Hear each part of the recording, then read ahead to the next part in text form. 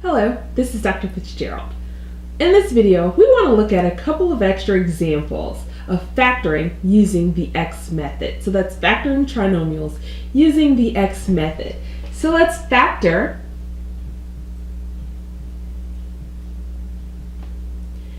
three x squared plus 13x minus 10. First thing we want to do is draw our x. So we want to draw our x. And recall, the top of our x will want to multiply a times c. So 3 times negative 10 will give us a negative 30. And then the bottom term we just drop at the middle. So that's a 13. So we need two numbers that multiply to give me 30, but add to give me a 13. And those two numbers are 15 and a negative 2. So once again, why is that correct? How do I know these are the right numbers once again? Because 15 times a negative 2 gives me a negative 30. However, 15 plus a negative 2 gives me 13. So we know we have the right set of factors here that we want to look for. Okay, next step. Recall, since our leading coefficient is not 1, we're not done. So what we want to do here is take 3x, the leading part, the 3x. And I want to actually put that at the bottom of each of these, 3x. So not the square, just the 3x, just the part that's circled. I want to put that there. Once I reduce the fractions, we're simply done. So let's look at what happens here.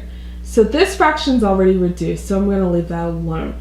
But this fraction can be reduced. That is, the 15 is divisible by 3. So I can actually reduce this guy, and once I divide 15 by 3, we end up with a 5 over x, because that goes in here 5 times. So that's reduced. So now both of these guys are reduced in its simpler forms. So let's figure out how we get from this step to what our factors should look like.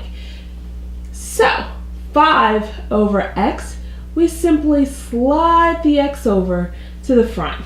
And that implies that my factor is x plus 5. X plus 5. So that's x plus 5. My next one, we have negative 2 over 3x. Once again, I slide that over, and that implies that my factor is 3x minus 2. So that is the factorization for this. Let's look at one other example. What if we wanted to factor? We want to factor 2x squared plus 7x plus 6. So 2x squared plus 7x plus 6. Once again, we want to draw our x.